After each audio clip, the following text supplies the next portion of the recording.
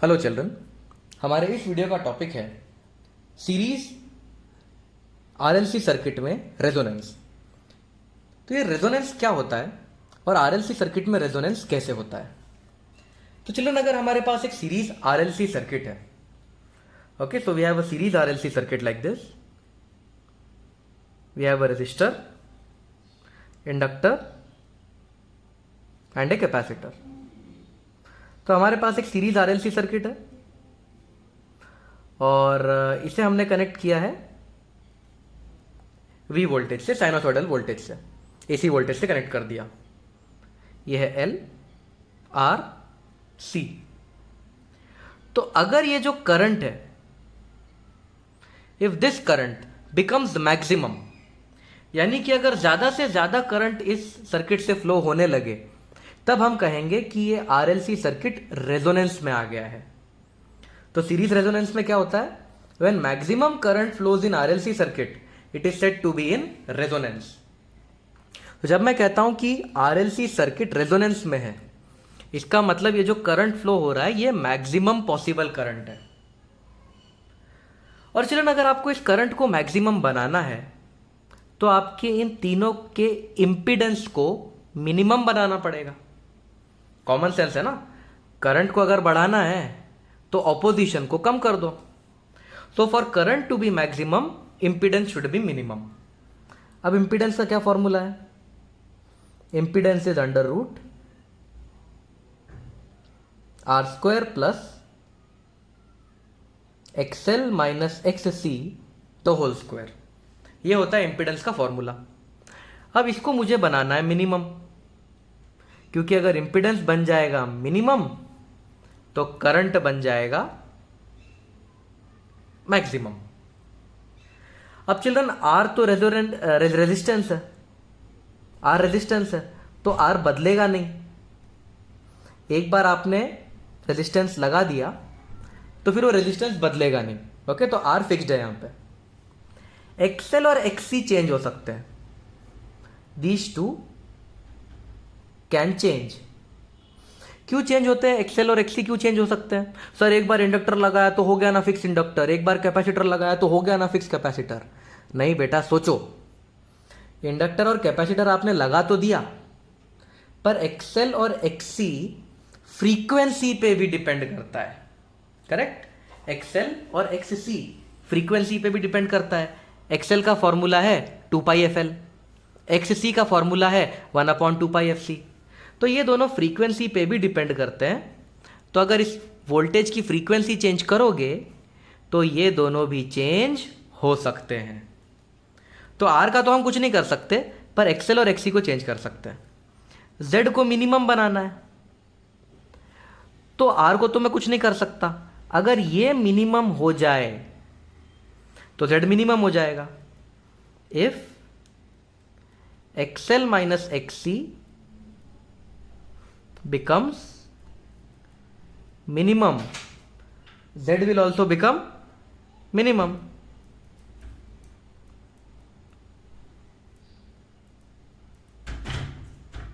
तो z को minimum बनाने की ट्रिक क्या है? z को मिनिमम बनाने की ट्रिक है कि एक्सएल माइनस एक्ससी को मिनिमम बना दो। और अगर आप इस एक्सएल माइनस एक्ससी को मिनिमम बनाओगे तो कितना मिनिमम बना सकते हो? एक्सएल माइनस एक्ससी को छोटा कर करके कितना छोटा कर सकते हो? The minimum value of XL minus एक्ससी is 0।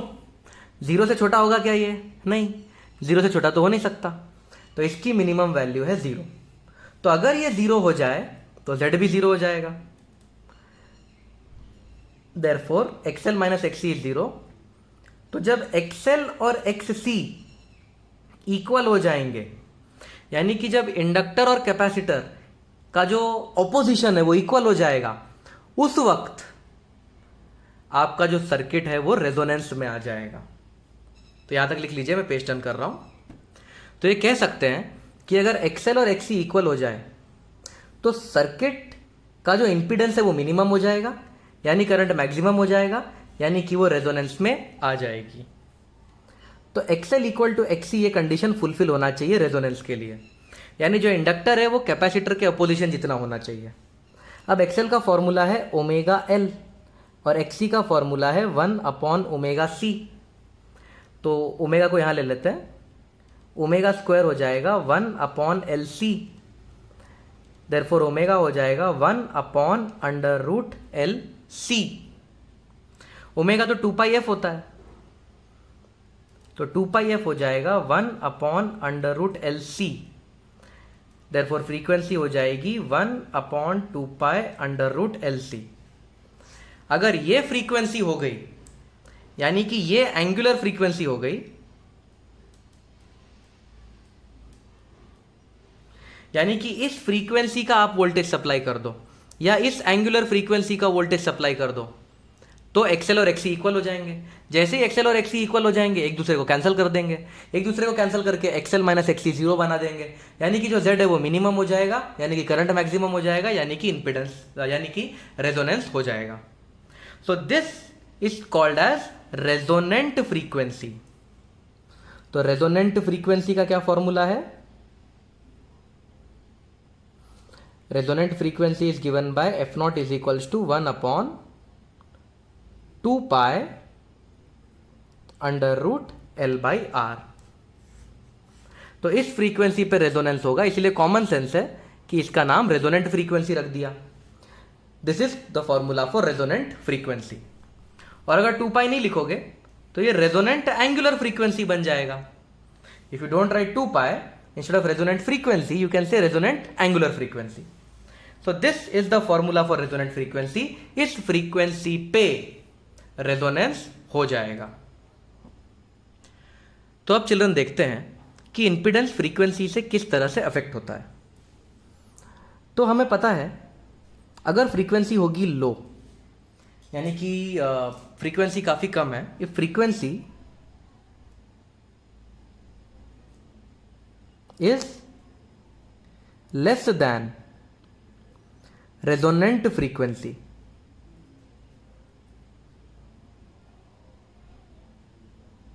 अगर फ्रीक्वेंसी रेजोनेंट फ्रीक्वेंसी से कम होगी तो क्या होगा देखते हैं।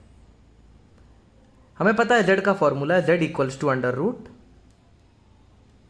√R² plus XL minus XC the whole square. और XL होता है 2πfL और XC होता है 1/2πfC। यानी कि अगर फ्रीक्वेंसी कम होगी, एट लो फ्रीक्वेंसी, अगर फ्रीक्वेंसी कम है तो एक्सएल भी कम है, देखो डायरेक्ट प्रोपोर्शन है, XL is less and एक्ससी is more. क्योंकि देखो अगर फ्रीक्वेंसी को आप कम कर दोगे, डिनोमिनेटर को कम कर दोगे, तो न्यूमरेटर बढ़ जाएगा।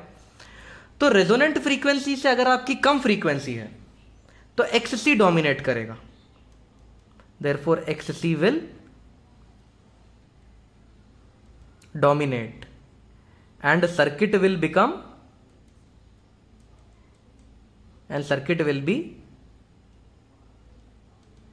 कैपेसिटिव। कैपेसिटर डोमिनेट करेगा, लोअर फ्रीक्वेंसी पे एक्ससी डोमिनेट करता है और एक्सएल डोमिनेट नहीं कर पाता, और सर्किट कैसा होता है? कैपेसिटिव। और अगर फ्रीक्वेंसी उल्टी हो जाए, if frequency is more than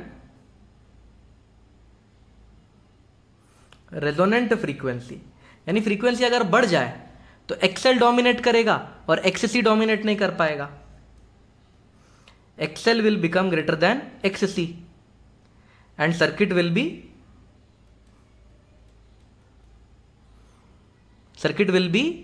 now the circuit will depend on inductive,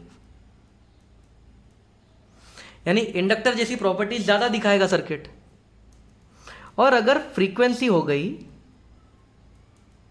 equal to resonant frequency,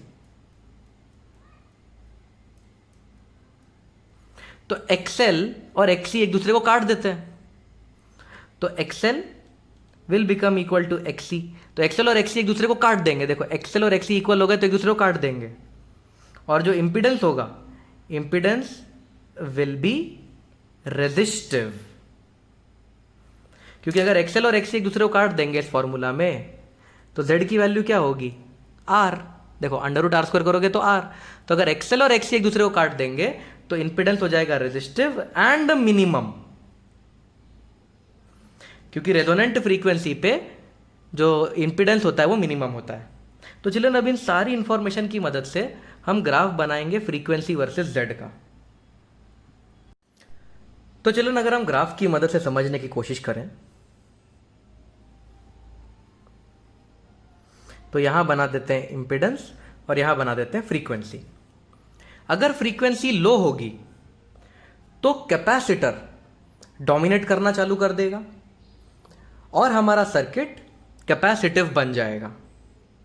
उसी तरीके से अगर फ्रीक्वेंसी हाई हो गई तो इंडक्टर डोमिनेट करना चालू कर देगा और हमारा सर्किट इंडक्टिव बन जाएगा। लेकिन रेजोनेंट फ्रीक्वेंसी पे ना कैपेसिटर डोमिनेट करेगा ना इंडक्टर, सर्किट रेजिस्टिव हो जाएगा। तो लोअर फ्रीक्वेंसी पे कैपेसिटर डोमिनेट करेगा और इंपिडेंस को हाई कर देगा। तो लोअर फ्रीक्वेंसी पे इंपिडेंस हाई है।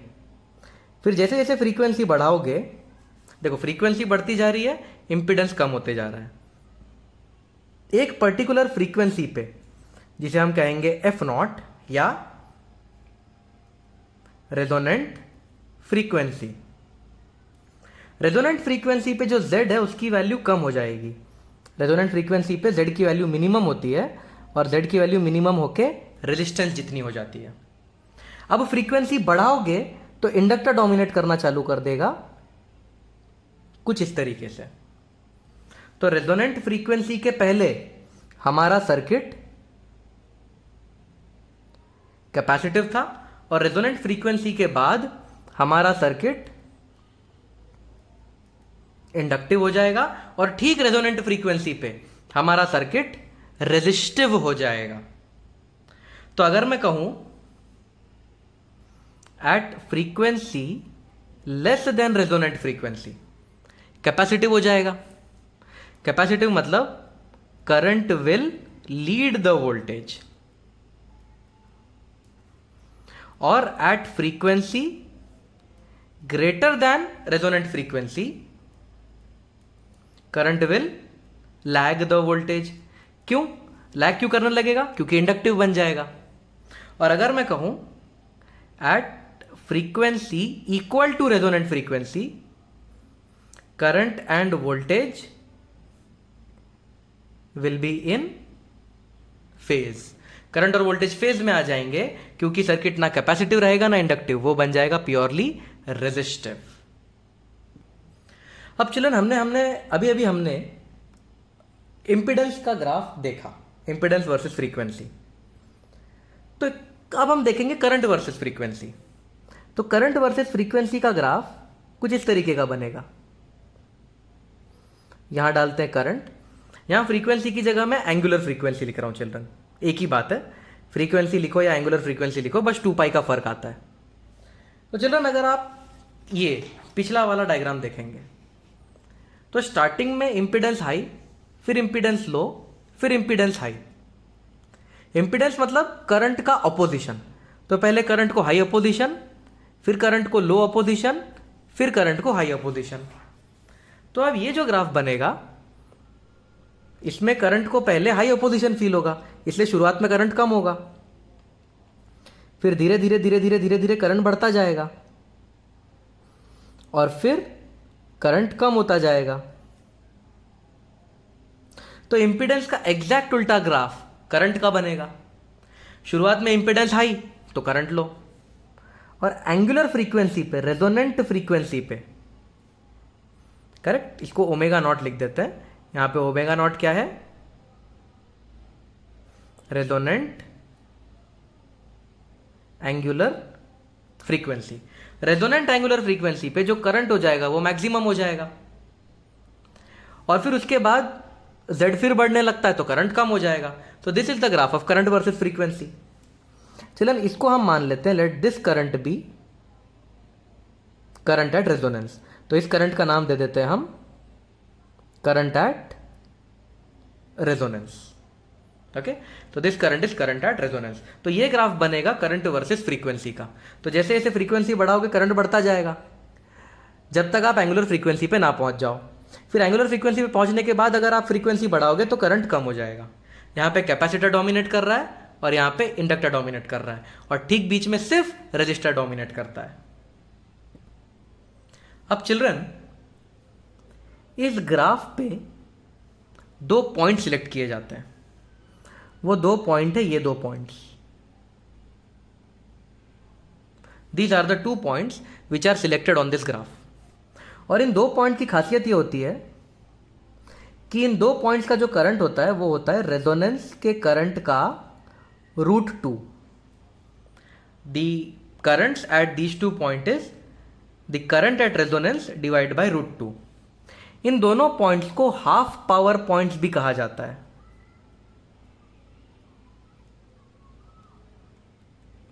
क्योंकि रेजोनेंस के कंपैरिजन में ये 2 पॉइंट्स पे पावर हाफ हो जाता है सर्किट में। तो चिल्ड्रन, इस एंगुलर फ्रीक्वेंसी का नाम दे देते हैं ω1 और इस एंगुलर फ्रीक्वेंसी का नाम दे देते हैं ω2। तो चिल्ड्रन, ये जो गैप है ω1 और ω2 के बीच का गैप, इस गैप को बोलते हैं बैंडविड्थ। तो बैंडविड्थ क्या है? Bandwidth is ω1 minus ω2। तो ω1 माइनस ω2 करोगे तो आपको बैंडविड्थ मिल जाएगा। अब चिल्ड्रन, अगर हम ये मान लें कि ये गैप है डेल ओमेगा और ये गैप भी ऑफ कोर्स डेल ओमेगा ही होगा। So if this gap is del omega, this gap is del omega, तो जो बैंडविड्थ है वो हो जाएगा del omega plus del omega two del omega. So this is the value of bandwidth. तो अब ये डेल ओमेगा कितना है और बैंडविड्थ का क्या वैल्यू है वो हम कैलकुलेट करेंगे। पर सबसे पहले थोड़ा सा मैं इन शॉर्ट आपको बैंडविड्थ बता देता हूँ। चिल्ड्रन, बैंडविड्थ का जो यूज़ है वो फिलहाल आपको 11-12 स्टैंडर्ड पे नहीं है। बैंडविड्थ सिखाया जाता है कम्युनिकेशन इंजीनियरिंग में। जब आप रेडियो वगैरह बनाते हैं तब आपको किस तरह से ट्यून करना होता है रेडियो को, उसमें ये बैंडविड्थ काम में आता है। तो फिलहाल के लिए आपको बस इतना याद रखना है कि ये जो बैंडविड्थ है, अगर ये छोटा होगा किसी भी रेडियो स्टेशन के लिए, तो वो रेडियो स्टेशन ज़्यादा बेटर तरीके से आप कैच कर पाते हो। यानी कि अगर बैंडविड्थ कम होगा तो आप बाजू वाले रेडियो स्टेशन को कैच नहीं करोगे, पर्टिकुलर रेडियो स्टेशन को ही कैच करोगे। फिलहाल के लिए आपको बैंडविड्थ के डेप्थ में जाने की कोई ज़रूरत नहीं है। फिलहाल आपको बस बैंडविड्थ का ये मैथमेटिकल फॉर्मूला ही याद होना चाहिए। इसको डेप्थ में सिखाया जाता है कम्युनिकेशन इंजीनियरिंग में। ओके, तो बैंडविड्थ की वैल्यू है 2 टाइम्स डेल ओमेगा। अब हम बैंडविड्थ का वैल्यू निकालेंगे, फॉर्मूला पता लगाएंगे बैंडविड्थ का क्या फॉर्मूला है। So let us start with the derivation. तो इसका डेरिवेशन कुछ ऐसा होगा, एट रेजोनेंस। रेजोनेंस पे क्या होने वाला है? रेजोनेंस पे जो करंट है वो आई रेजो है, तो जो करंट है वो आई रेजोनेंस है। अब जो वोल्टेज हम सप्लाई कर रहे हैं वो है Vm। मान लेते हैं Vm is the voltage supplied. तो जो करंट है एट रेजोनेंस वो हो जाएगा वोल्टेज डिवाइड बाय रेजिस्टेंस। अब कुछ बच्चे बोलेंगे सर आपने Z क्यों नहीं लिखा? Z इसीलिए नहीं लिखा क्योंकि रेजोनेंस है। रेजोनेंस पे Z की वैल्यू R जितनी हो जाती है, इसीलिए Z लिखने की जगह मैंने यहाँ पे R लिखा। सिंपल ओम्स लॉ बन गया ये। तो इसको लिख देते हैं equation 1। So this is the formula for current at resonance. तो रेजोनेंस पे इतना करंट होगा। At any other frequency,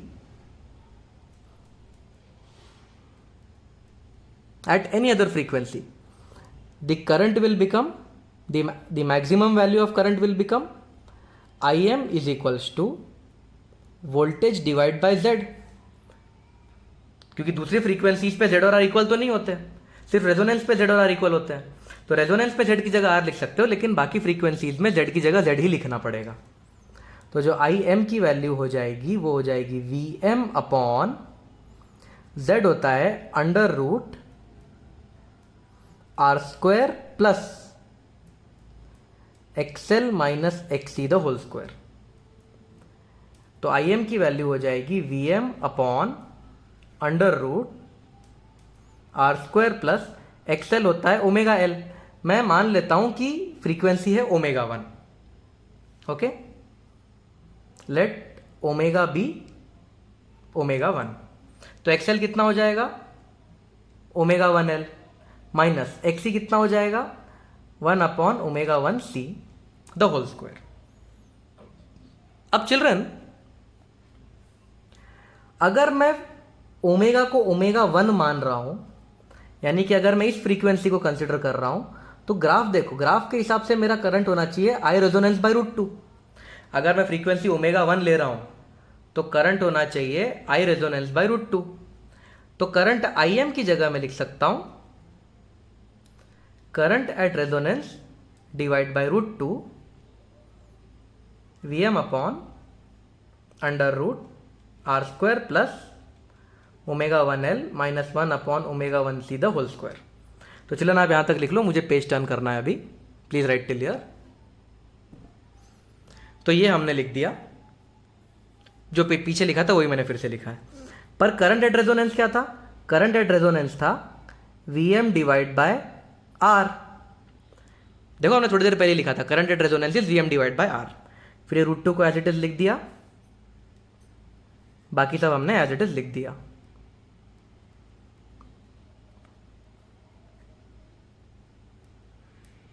V M cut जाएगा। अब मैं स्क्वायरिंग बोथ द साइड्स कर रहा हूं।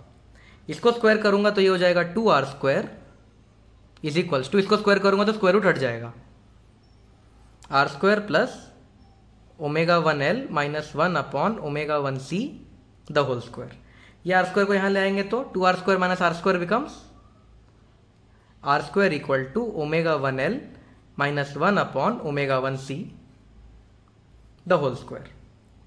इसका मतलब आर की क्या वैल्यू हो जाएगी? आर की वैल्यू हो जाएगी omega 1 L minus 1 upon omega 1 सी। तो ये हो जाएगी रेजिस्टर की वैल्यू। अब चिल्ड्रन, ओमेगा 1 क्या है? मैं आपको ग्राफ की मदद से दिखाता हूं ओमेगा 1 क्या है। If you see the graph over here, अगर ओमेगा नॉट एंगुलर फ्रीक्वेंसी में आप डेल ओमेगा ऐड कर दो तो ओमेगा 1 मिलेगा। देखो, ये है ओमेगा नॉट, डेल ओमेगा आगे चले जाओ, ओमेगा नॉट से डेल ओमेगा आगे चले जाओ तो ओमेगा 1 मिलेगा। तो what is omega 1? Omega 1 is omega not plus del omega. तो यहां पे हम लिख देते हैं चिल्ड्रन, जो ओमेगा 1 है वो है omega not plus del omega. अब इसे यहां पे सब्सटीट्यूट कर देते हैं। Therefore R is equals to omega 1 की जगह omega not plus del omega,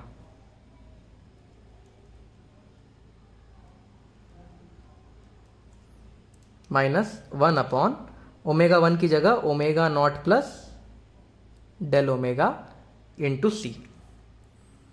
तो ये हो गया आर की value. Therefore R is equals to, चलिए अब इन दोनों में से मैं ओमेगा नॉट कॉमन ले लेता हूं, तो अंदर क्या बचेगा? इससे ओमेगा नॉट कॉमन लिया तो 1, और इसके पास बचेगा del omega upon omega not. देखो, इसको इससे मल्टीप्लाई करो, omega not into 1 omega not, फिर इसको इससे मल्टीप्लाई करो, ओमेगा नॉट करके फिर से डेल ओमेगा मिल जाएगा। तो ये दोनों सेम है, माइनस 1 अपॉन, यहां पे भी वही ट्रिक करूंगा, ओमेगा नॉट कॉमन ले लेता हूं, तो अंदर बचेगा 1 plus del omega by omega not, और यहां बचेगा सी। अब चिल्ड्रन, थोड़ा सा इसको रीअरेंज कर लेता हूं। R is equals to omega not, L को आगे ले आता हूं, 1 plus del omega by omega not minus 1 upon omega not C into 1 plus del omega by omega not. Derivation थोड़ा सा बड़ा है।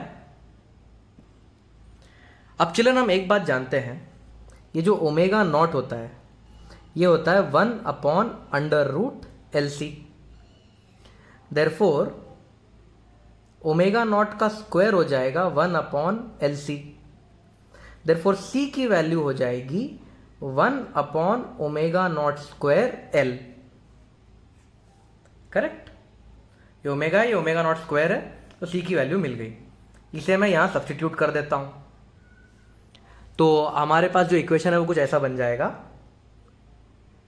R is equals to ω0L into 1+del⍵/ω0 minus 1/ω0, और ये 1/C है। 1/C को क्या लिख सकते हैं? C को अगर ये लिखा है तो 1/C को लिख सकते हैं ω0²L, तो ऊपर आ जाएगा ω0²L। तो 1/C को मैंने लिख दिया ω0²L इसकी मदद से, और यहां नीचे क्या रह जाएगा? 1+del⍵/ω0। तो ये कट जाएगा, ये कट जाएगा, ω0L इस तरह की का इक्वेशन बन जाएगा। तो चिल्ड्रन यहां तक लिख लीजिए। अब मुझे पेज टर्न करना पड़ेगा। तो चिल्ड्रन पिछला इक्वेशन मैंने एक बार फिर से लिख दिया है। देयरफॉर R की वैल्यू हो जाएगी ω0L into 1+del⍵/ω0 minus ω0L। ये जो डिनोमिनेटर में, इसको मैं कुछ इस तरीके से लिख रहा हूं, 1+del⍵/ω0 टू द पावर -1। तो जो डिनोमिनेटर में था इसे कुछ इस तरीके से लिखा जाता है। अब चिल्ड्रन एक थियरम होता है जिसे बाइनोमियल थियरम कहते हैं। बाइनोमियल थियरम बोलता है कि 1+x to the power n लगभग 1+nx होता है अगर x की वैल्यू 1 से काफ़ी छोटी हो। ये बाइनोमियल थियरम है, मैथमेटिक्स में इस्तेमाल होता है। इस बाइनोमियल थियरम को हम लोग यहाँ पे अप्लाई करेंगे। Therefore R is equals to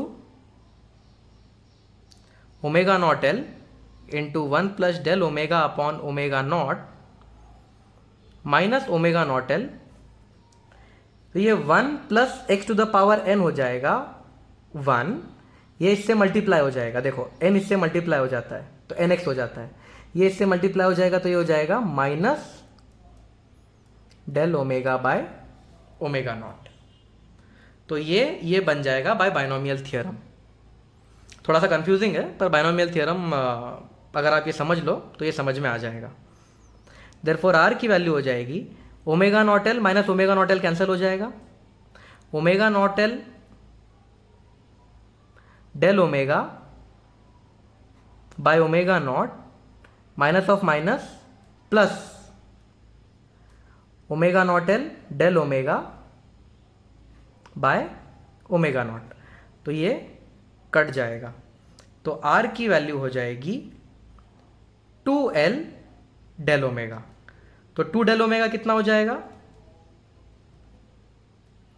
ये हो जाएगा R/L। पर 2del⍵ तो बैंडविड्थ था, तो ये मिल गया बैंडविड्थ का फॉर्मूला। तो bandwidth is given bye R/L। तो ये बैंडविड्थ का फॉर्मूला है जो आपको याद रखना है। तो बैंडविड्थ यानी कि ω1 माइनस ω2। तो ये बैंडविड्थ का फॉर्मूला आपको याद रखना है, please remember it by heart. Video को एक बार फिर से देख लो, डेरिवेशन को एक बार फिर से देख लो, थोड़ा सा होल्ड आ जाएगा बैंडविड्थ क्या होता है। चिल्ड्रन अगला कंसेप्ट है quality factor, denoted by Q। ये हमें बताता है कि जो बैंडविड्थ है वो कितनी पतली बनेगी। तो क्वालिटी फैक्टर को इस तरह से डिफाइन करते हैं, quality factor is ω0 upon bandwidth. तो चिल्ड्रन अगर आपका I वर्सेस फ्रीक्वेंसी ग्राफ कुछ ऐसा बनेगा, करंट वर्सेस फ्रीक्वेंसी का ग्राफ अगर कुछ ऐसा बनेगा,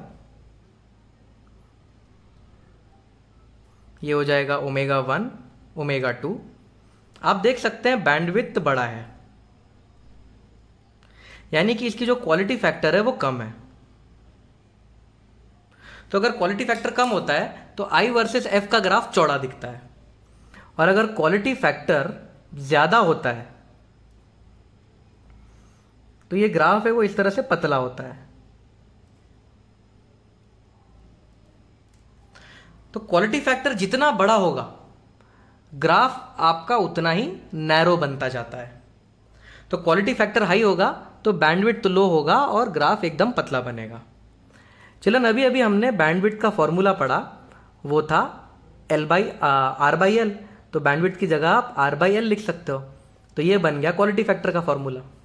तो quality factor is given bye ω0L/R। तो ये रहा क्वालिटी फैक्टर का फॉर्मूला। अब चिल्ड्रन आप ऐसा भी कर सकते हो, ω0L/R ऊपर नीचे ω0 का मल्टीप्लाई कर दो, तो ये हो जाएगा ω02 L/R और नीचे एक और ω0। करेक्ट ना, मैंने सिर्फ ω0 को ऊपर नीचे मल्टीप्लाई किया है। तो ये हो जाएगा चिल्ड्रन ω02 इज 1/LC, क्योंकि देखो ना ओमेगा इज 1/√LC। तो ω0 का जो स्क्वायर होगा वो हो जाएगा 1/LC। तो ω02 की जगह मैं लिख सकता हूं 1/LC इंटू L। तो चिल्ड्रन क्वालिटी फैक्टर का एक और फॉर्मूला मिल गया 1/R/ω0C। तो क्वालिटी फैक्टर के दो फॉर्मूला हैं। और चिल्ड्रन बिलीव मी, JEE में एक बार सीधे सीधे क्वालिटी फैक्टर का क्वेश्चन आ गया। ω0 भी दे दिया, L भी दे दिया, R भी दे दिया, तीनों चीज दे दी, क्वालिटी फैक्टर निकालने को पूछ लिया। JEE रिसेंटली शायद 2018 में ऐसा हुआ था, 18 या 19 में, मुझे ठीक से याद नहीं है, पर क्वालिटी फैक्टर पूछा था, ओमेगा, L और R तीनों दिया था, बस इस फॉर्मूले में पुट करना था और क्वालिटी फैक्टर आ जाता। तो क्वालिटी फैक्टर क्या बताता है, ये जो ग्राफ है उसकी जो बीच का ये जो पार्ट है वो नैरो बनेगा या वाइड बनेगा। क्वालिटी फैक्टर कम है तो ये वाइड बनता है, क्वालिटी फैक्टर ज़्यादा है तो ये नैरो बनता है। क्वालिटी फैक्टर ज़्यादातर काम आता है कम्युनिकेशन इंजीनियरिंग में, जब रेडियो टेलीविज़न वगैरह वगैरह बनाते हैं। तो इसको फिलहाल मैं डेप्थ में नहीं बताऊंगा, फिलहाल तो आप बस इसके फॉर्मूला याद कर लो। अगले वीडियो में हम आज की थियरी के ऊपर, इस वीडियो की थियरी के ऊपर न्यूमेरिकल करेंगे, रेजोनेंस के ऊपर न्यूमेरिकल्स करेंगे।